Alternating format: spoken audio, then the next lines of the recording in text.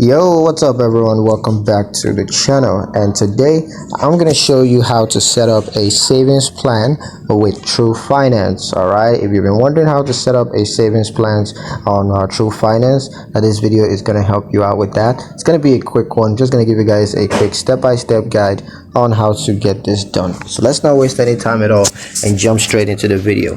Now the first thing you're going to want to do is to log into your Twoguysfinance account. You could choose to log in on the online banking platform, or you could choose to do so on the mobile app.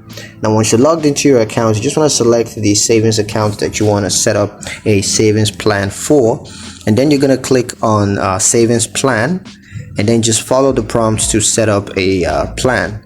And then you can set your savings goals and target dates. Also, you want to determine how much you want to save each month, and you can easily just set up automatic transfers from your checking account to your savings account, and that's going to save you a lot of effort.